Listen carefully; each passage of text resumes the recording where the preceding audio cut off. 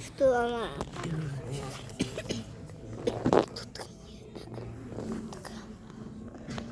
Еще. Мама, я... Да.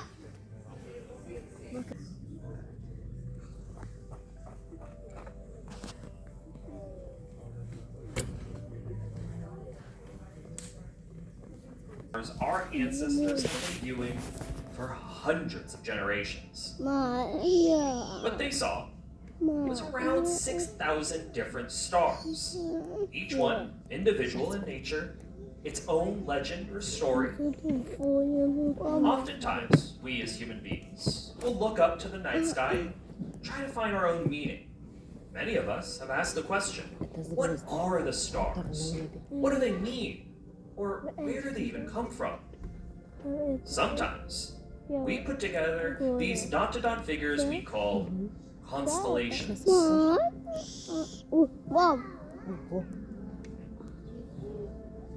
This is around half of the 88 officially recognized constellations. Many of them from Greek or Babylonian origins. However, civilizations across time have created their own stories, trying to find meaning in ourselves and looking up. Some of that meaning, within Western cultures, we put together as a way of belief called the celestial spheres. It was geocentric, meaning Earth was the center of the universe. With Earth at the center, there were glass orbs, therefore invisible, that held all of the other objects in space. First, Mercury, then our sun and moon, and so on and so forth, all the way up to the heavens themselves.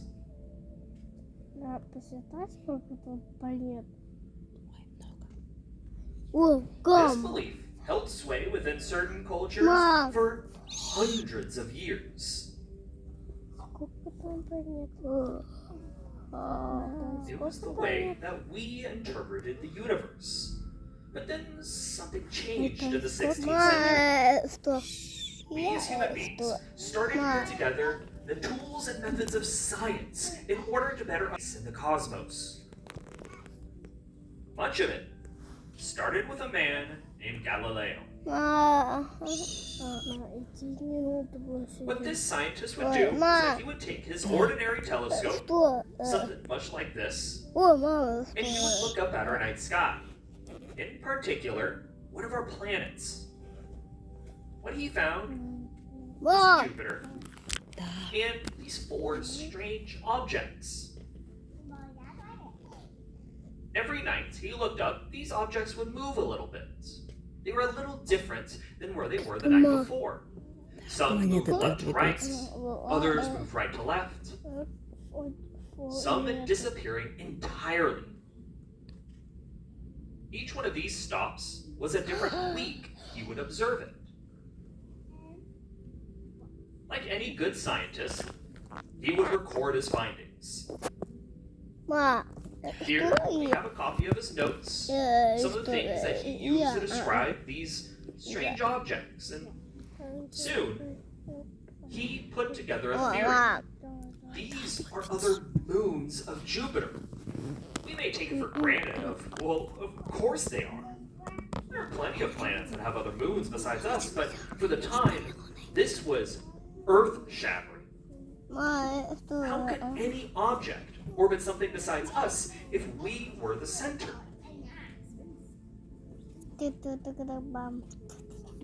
This single observation, something that any one of us can view, changed how we understood the universe. What Galileo showed us was something quite simple.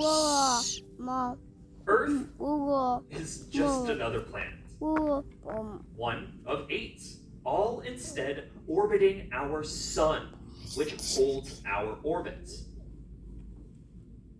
There were quite a few planets that one could view just with the naked eye. We called them our classical planets. Things like Mercury, Venus, and Mars, but even some of our gas giants, such as Saturn and Jupiter. Это наши соседи. Что, мам? Soon, we started to put Планеты, together more которые powerful рядом с нами. telescopes, and soon we found our seventh planet, George.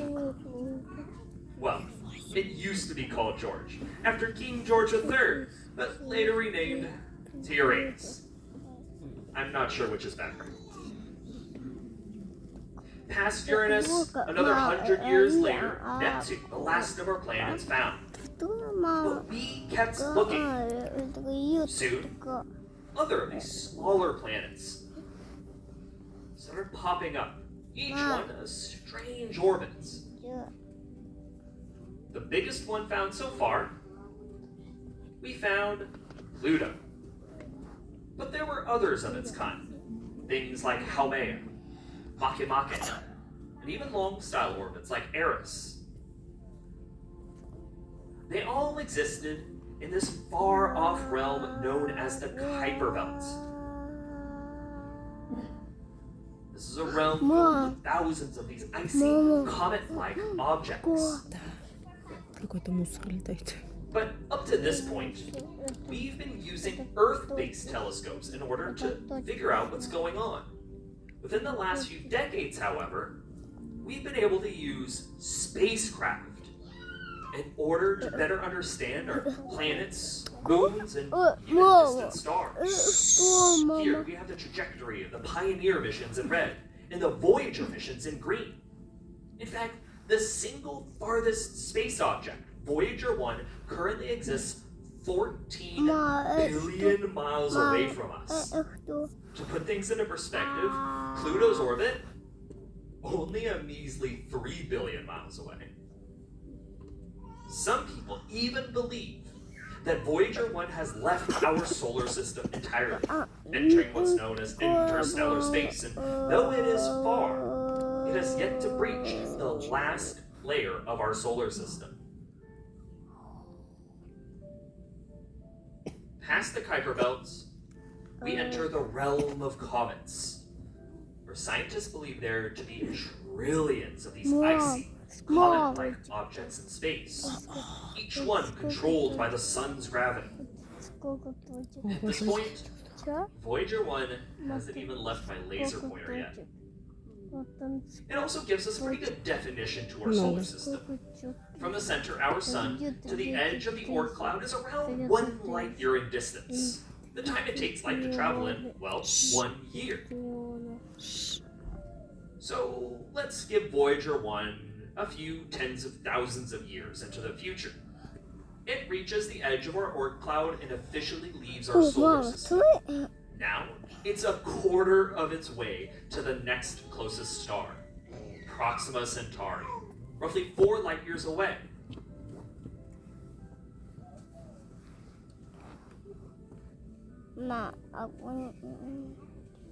Sometimes astronomers aren't the most creative at naming things.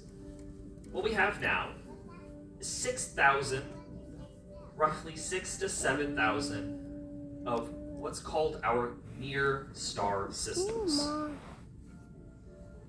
They're all of our stellar neighbors.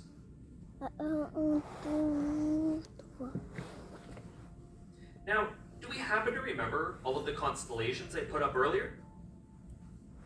Throwing them back up, we start to lose a lot of meaning. Because the distance between stars is quite vast. They warp and stretch the constellations until they become unrecognizable. But we can clearly see our universe is more than the flat 2 dimensions it seems at night. There's another cool perspective out here. Looking up at our night sky, a question may have popped up. Is there anything looking back at us, living on a planet just like ours? Any planet outside of our solar system, we simply call our exoplanets. Here we have every known exoplanet found so far, 5,000 in total. And we can see how the planetary telescope has looked in a single direction for 9 years. We are still in the 5000 infancy планет. of discovering these exoplanets. But so far, there should be around 100 of these that have habitable planets. Those aren't too far, but aren't too close either, which means they're in the Goldilocks zone, where life can exist. Whether they do or don't, well, that's another question. Now, these 6,000 different stars pale in comparison to the wider Milky Way.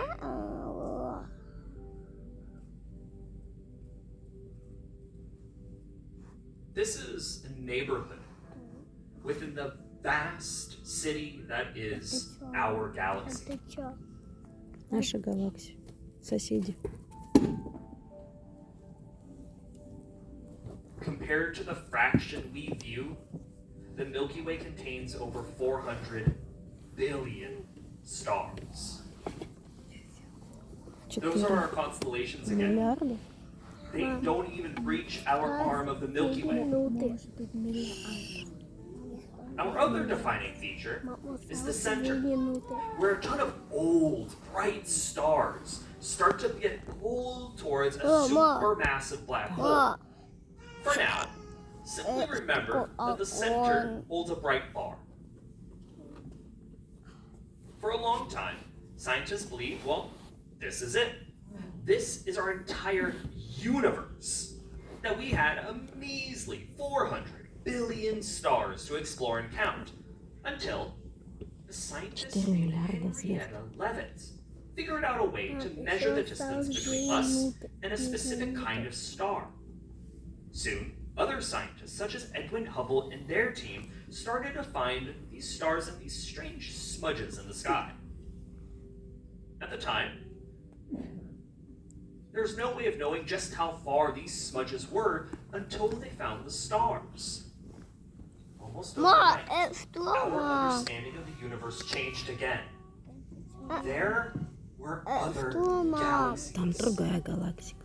Soon, we discovered dozens of galaxies. But that was decades ago. Since then, every direction, we find more and more. Сколько, видишь, галактик?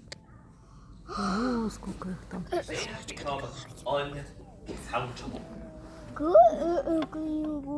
Их невозможно посчитать.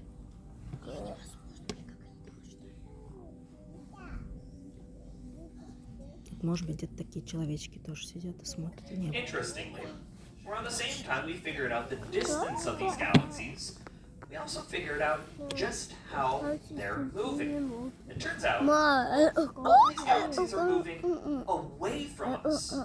And the farther they are, the faster they're moving. There is only one explanation. Our universe is expanding. So if we can figure out where these galaxies are going, we can also estimate where they were in the past, leading us to the conclusion that all of this started at a single point and has been expanding and evolving ever since. We call it the Big Bang. Can you still see our home galaxy? Neither can I. That's where we are. Somewhere in that whole mess of things.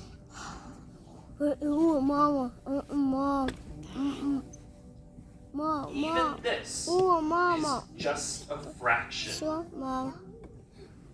These are all of our galaxies in the visible wavelengths of light. But as they travel farther away, their light gets stretched beyond the visible wavelength. So we have to use infrared telescopes to look deeper into the universe. This is a real map. We can clearly see how our satellites look into the universe. They scan out a single spot, and then they do it again, and again, and again, in order to put together a more complete map. But Карта. there is one glaring issue, or rather, hole. Это карта.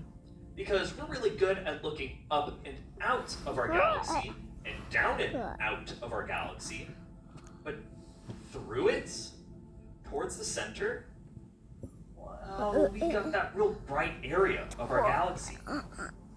It acts as a sort of headlight to binoculars. We simply can't see past it. We call it the zone of avoidance. However, the areas where we do look, our universe seems to act the same way. Stars are stars, galaxies are galaxies, and they all have the same physics, so we have no reason to believe that these areas where we can't see yet are any different.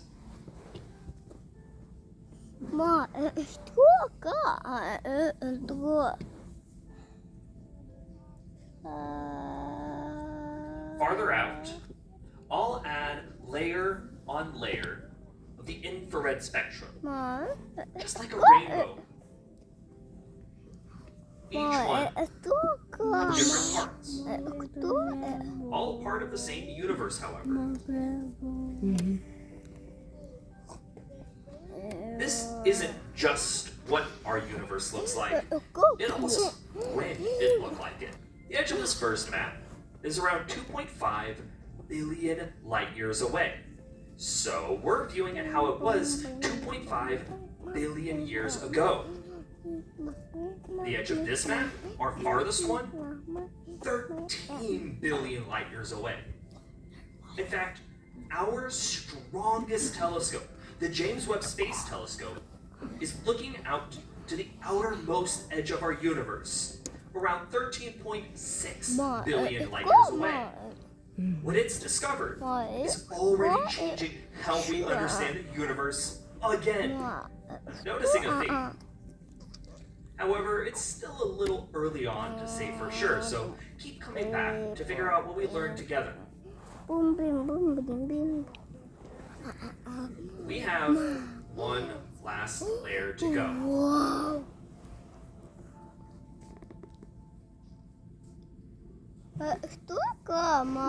This is what's known as the cosmic microwave background radiation.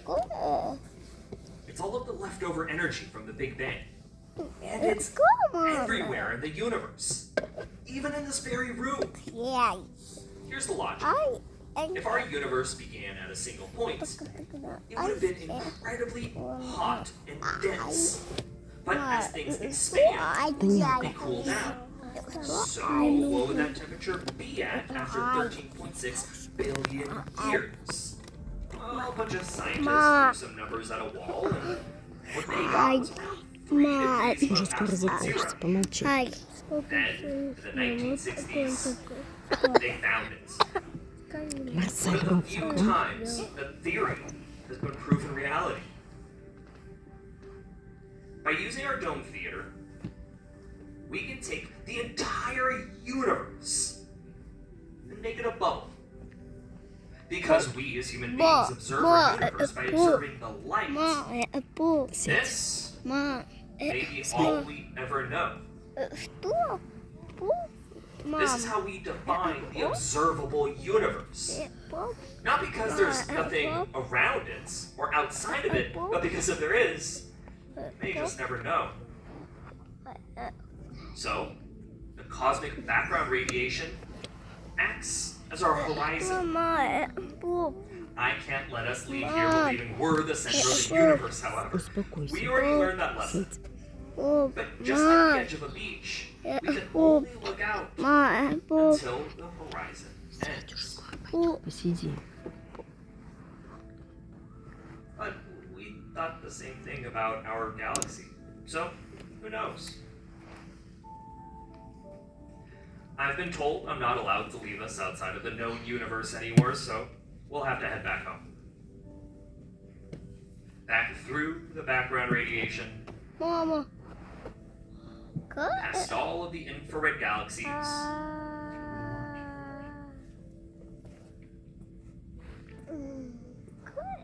the visible ones as well.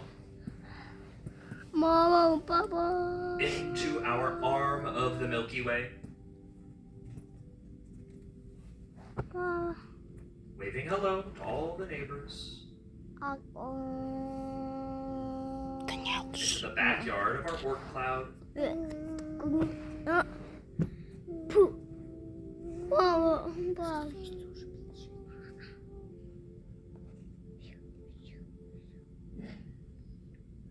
so we can finally arrive back home.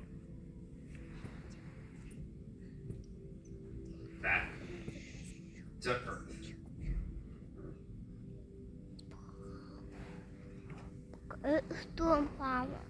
Before we leave here today, I'd like to remind us of where this all started.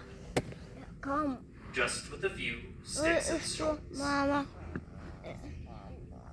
These were the first questions asked about our universe. Simple stories, or reflections of humanity. It's what we do. It's what we've been doing. Perhaps tonight you might be able to find some of these constellations. And we've put together the entire universe in just under 30 minutes. So if we have any questions, I'd be more than happy to answer them. For now though, this does conclude our Dome Theater show. Go ahead and take a moment to gather up all of our personal belongings under and around our seats. We'll be exiting through the doors to the left. And again, if you have any questions, I'd be more than happy to answer them. For now, I hope you enjoy the rest of your time at the Museum of Science and Curiosity.